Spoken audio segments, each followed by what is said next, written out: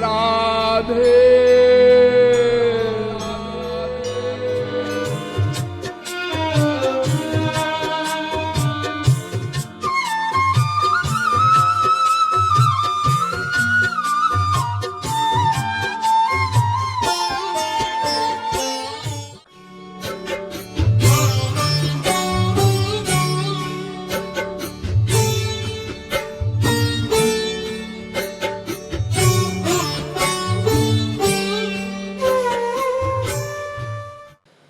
तो कल मैंने आपको द्वापर युग के ज्ञानियों के नेता उद्धव परमहंस तक की स्थिति बताई थी।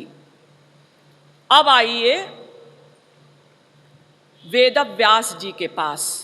ये द्वापर के अंत में भी थे, लेकिन ये कलयुग में भी थे। कलयुग तक ये कुछ समय तक रहे। वेदव्यास जी ने हिंदू धर्म में सबसे अधिक लेखन क्रिया की, यानी सबसे अधिक ग्रंथ वेदव्यास जी ने लिखे। इन्होंने 17 पुराण लिखे। पहले गीता लिखी, महाभारत लिखी, और महाभारत में 1,00,000 श्लोक। ये 1,00,000 श्लोक इन्होंने 1080 दिन में लिखे, यानी एक दिन में 100 श्लोक, यानी 5 मिनट में 1 श्लोक। कितना इनका अथाह ज्ञान होगा। और सबसे प्रमुख ग्रंथ लिखा वेदव्यास जी ने वेदांत, जिसे ब्रह्मसूत्र भी कहते हैं, जिसको पढ़ने का अधिकारी कोई तभी हो सकता है जब उसका मन पूर्ण शुद्ध हो जाए। लेकिन इतने ग्रंथों को लिखने के पश्चात भी वेदव्यास जी अशांत रहे।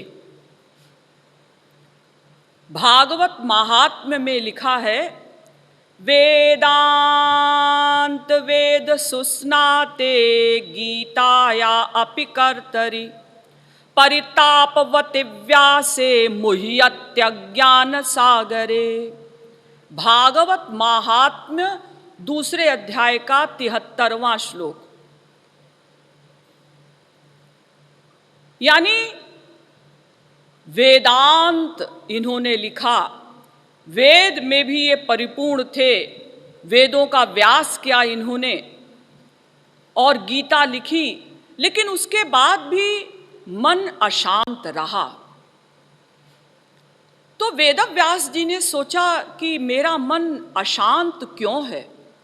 फिर स्वयं मन में सोचा, किं वा भागवता धर्मा न प्रायेण निरूपिताः प्रियाः परमहंसानां त एव ह्यच्युता प्रियाः।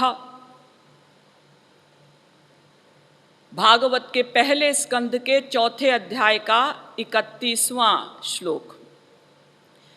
वेदव्यास जी मन में सोचते हैं कि मैंने इतने ग्रंथ लिखे, लेकिन भगवान के गुणों का गान नहीं किया। विशेष रूप से गान किया, लेकिन विशद रूप से मैंने भागवत धर्म का निरूपण नहीं किया। यानी भगवान की जो सरस लीलाएं हैं, गुण हैं, उनका विशद वर्णन नहीं किया। शायद मैं इसीलिए अशांत हूं। तो एक दिन नारद जी आए और नारद जी ने वेदव्यास जी से कहा कि भाई आप अशांत क्यों हैं? ऐसा लगता है जैसे आप कुछ टेंशन में हैं। हाँ महाराज, मैं अशांत तो हूं, लेकिन क्यों अशांत हूं मुझे भी पता नहीं। तो नारद जी ने कहा, भवता नुदितं प्रायं यशो भगवतो मलम। भागवत के पहले स्कंद के 5वें अध्याय का 8वां श्लोक। आपने भगवान सगुण साकार श्री कृष्ण की लीलाओं का निरूपण नहीं किया। आपने महाभारत लिखा, जिसमें विशेष रूप से आपने कर्म कांड का प्रतिपादन किया। आपने 17 पुराण लिखे, उनमें भी आपने भक्ति को टच किया, लेकिन सगुण साकार श्री कृष्ण की जो रसमयी लीलाएं हैं, उनका आपने निरूपण नहीं किया। आप इसीलिए अशांत हैं। तो अब आप एक ऐसा ग्रंथ बनाइए जिसमें भगवान श्री कृष्ण के नाम, रूप, लीला, गुण का विशद वर्णन हो। लेकिन एक बात है, आप जो ग्रंथ लिखेंगे उसके पहले आप श्री कृष्ण भक्ति करिए, श्री कृष्ण का दर्शन करिए, वरना ये संसार के लोग आपकी बात को नहीं मानेंगे। तो वेदव्यास जी ने श्री कृष्ण की भक्ति की। अपश्यत पुरुषं पूर्वं मायांच यदपाश्रयाम। भागवत के पहले स्कंद के 7वें अध्याय का 4था श्लोक। वेदव्यास जी ने भक्ति करके श्री कृष्ण का भी दर्शन किया और मायांच यदपाश्रयाम, और उसके पश्चात उनकी माया का भी दर्शन किया। देखिए, माया के 2 रूप हैं, निराकार, साकार। भगवान की हर चीज के 2 रूप, निराकार, साकार। जैसे लकड़ी में आग है ना, आप कहेंगे लकड़ी में आग कहाँ होती है? अगर आग होती तो लकड़ी जल जाती? नहीं, आग है। आप लकड़ी को लगातार आपस में रगड़िए, रगड़ते रगड़ते रगड़ते रगड़ते आग प्रकट हो जाएगी। अगर लकड़ी में आग न होती तो कैसे प्रकट होती? तो जैसे एक आग का साकार स्वरूप आप देखते हैं, तो एक निराकार स्वरूप भी है। ऐसी ही माया भी 2 प्रकार की, साकार, निराकार। तो साकार रूप का दर्शन किया माया का, और उसके पश्चात उन्होंने ये भागवत लिखी। जितने भी बड़े बड़े फिलोसफर्स हैं, उनका ये कहना है कि जहाँ बाइबल की फिलॉसफी का एंड होता है, वहाँ से गीता की फिलॉसफी प्रारंभ होती है, और जहाँ गीता की फिलॉसफी का एंड होता है, वहाँ से भागवत की फिलॉसफी प्रारंभ होती है। इतना इम्पॉर्टेंट ग्रंथ। तो ये भागवत की रचना क्यों की? क्योंकि जब तक उन्होंने श्रीमद् भागवत की रचना नहीं की, 18वां पुराण समझ लो, तब तक उनका मन अशांत रहा। और भागवत लिखने का एक कारण और है। क्या? वेदव्यास जी ने जो वेदांत ग्रंथ बनाया, जिसे ब्रह्म सूत्र भी कहते हैं, जिसे शारीरिक भाष्य भी कहते हैं, जिसे उत्तर मीमांसा भी कहते हैं, उसका अर्थ समझना बड़ा कठिन है। वेदव्यास जी ने सोचा कि इसका अर्थ अगर मैंने नहीं किया तो लोग अपने अपने हिसाब से इसका अर्थ करेंगे, तो अंधेरे में इसका अर्थ हो जाएगा, वास्तविक अर्थ गायब हो जाएगा। और यही हुआ। हमारे यहाँ बड़े बड़े जगत गुरुओं ने, विद्वानों ने वेदांत यानी ब्रह्म सूत्र का भाष्य लिखा डिटेल में। शंकराचार्य जी ने भी लिखा, निम्बारकाचार्य जी ने भी लिखा, वल्लभाचार्य जी ने भी लिखा, बड़े बड़े जगत गुरुओं ने। लेकिन सबने वेदांत के सूत्रों का अलग अलग अर्थ किया। तो वेदव्यास जी ने सोचा कि सब मेरे अर्थ को अपने अपने हिसाब से अर्थ करेंगे। मैंने जिस हिसाब से जो सोचकर सूत्र बनाया है, उसका क्या सेंस है, क्या अर्थ है, ये तो मैं ठीक ठीक जानता हूं। भाई, जो लिखने वाला है वो ठीक ठीक जानता है कि मैंने ये ग्रंथ जो लिखा है, और ये बात जो लिखी है उसका अर्थ क्या है। तो लोग बाद में अलग अलग अर्थ करेंगे, तो मुझे एक ऐसे ग्रंथ की रचना करनी चाहिए जो वेदांत के अर्थ को सरल भाषा में बता सके। तो वेदांत यदि ब्रह्म सूत्र का अर्थ किया उन्होंने भागवत में, इसलिए भागवत की रचना की।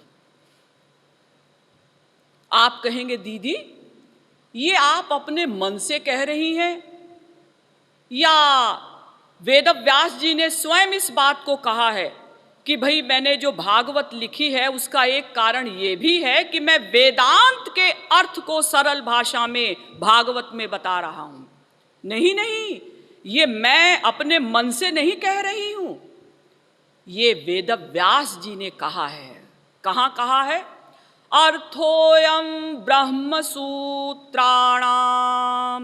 सर्वोपनिषदामपि, गरुड़ पुराण में कहा कि ये जो भागवत है ये अर्थोयम ब्रह्म सूत्राणाम, मैंने जो ब्रह्म सूत्र बनाए हैं उसका अर्थ है भागवत में। इसलिए तुम अपने अपने हिसाब से अर्थ मत करना।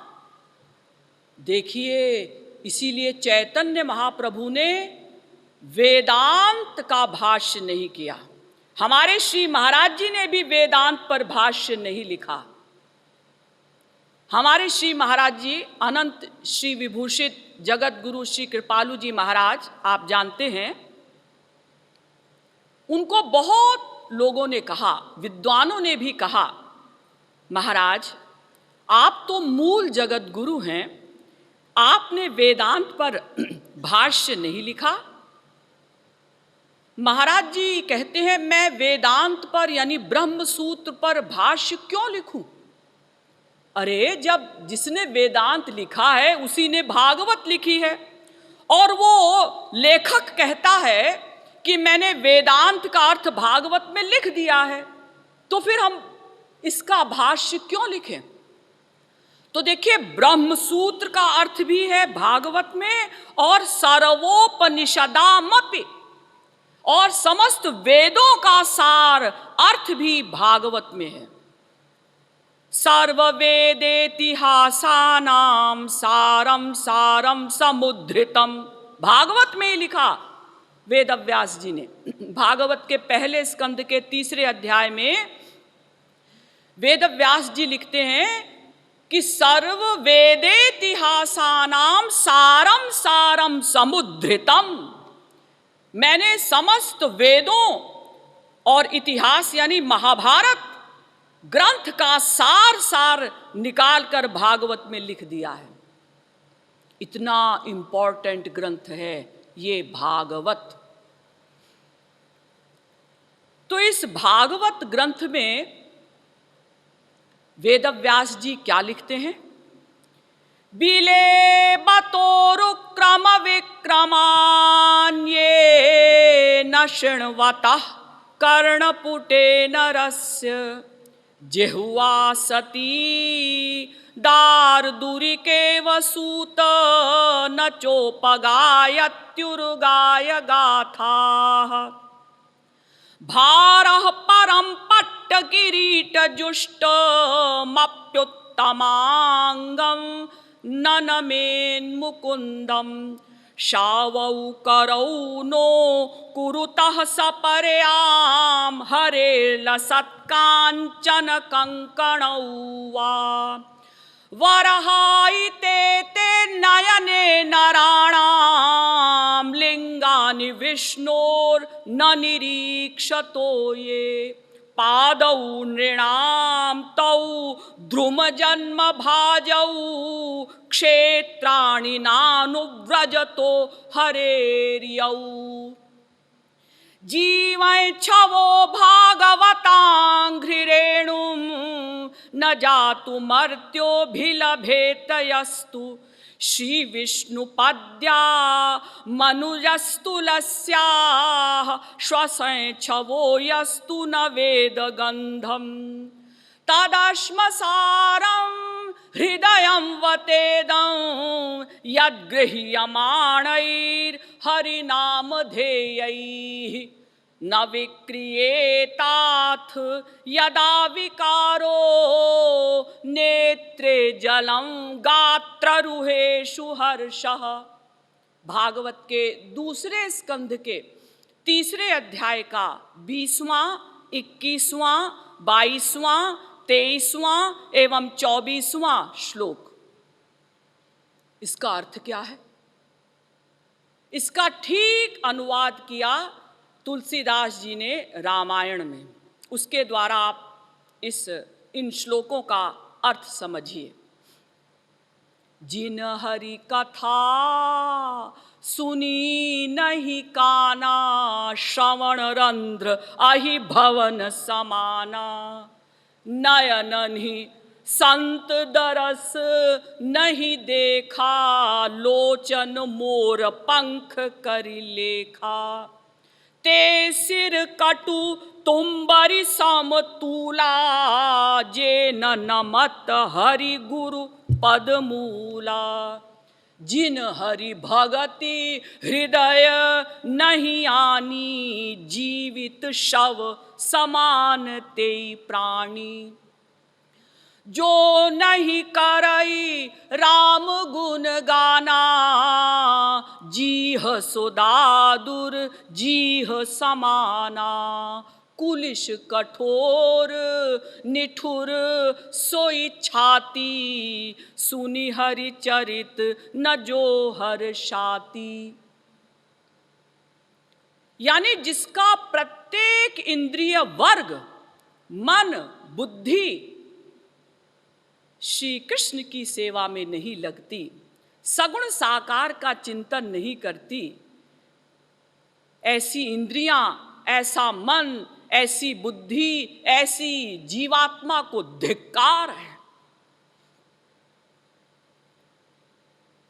वो आंखें मोर पंख के समान हैं, जो संतों का दर्शन नहीं करती, जो भगवान के मंदिर में जाकर मूर्ति का दर्शन नहीं करती। जैसे मोर का पंख होता है ना, उसमें आंख जैसी बनी होती है ना, ऐसे ही वो आंखें बेकार हैं, व्यर्थ हैं। वो कान बेकार हैं जो भगवान के, श्री कृष्ण के गुणों को नहीं सुनते। वो कान कैसे हैं? जैसे सांप का बिल, बेकार। वो जिह्वा भी बेकार है, वो रसना बेकार है जो भगवान का गान भक्ति के साथ नहीं करती। अजी हम तो वेदों का पाठ करते हैं, हम सुंदर कांड का पाठ करते हैं, हम गीता का पाठ करते हैं।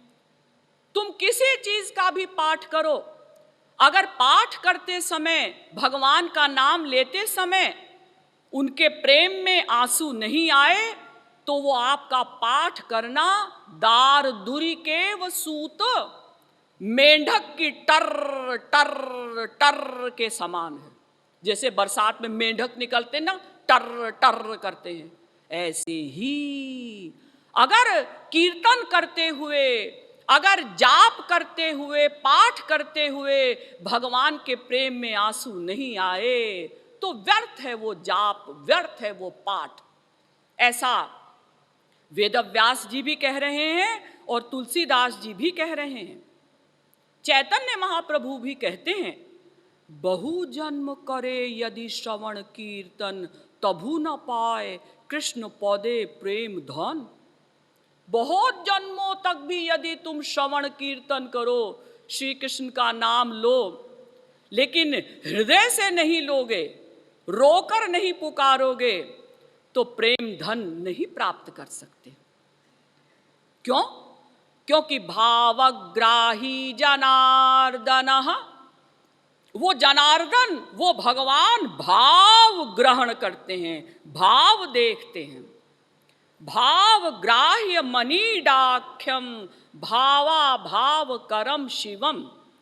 श्वेताश्वतरोपनिषद 5वें अध्याय का 14वां मंत्र। क्योंकि देखिए, अगर भगवान भाव न देखते, केवल ये देखते कि कितनी देर कीर्तन किया, तो हम लोग, दुनिया में सभी लोग बहुत कीर्तन करते हैं। काफ़ी लोग कई कई घंटे कीर्तन करते हैं, कृष्ण गोविंद गोविंद गोपाला, कृष्ण गोविंद गोविंद गोपाला। लेकिन ऐसा कहते हुए आंसू आना चाहिए। गोपाल का ध्यान करो, उनके प्रेम में तड़पो, तब कीर्तन करने का लाभ है।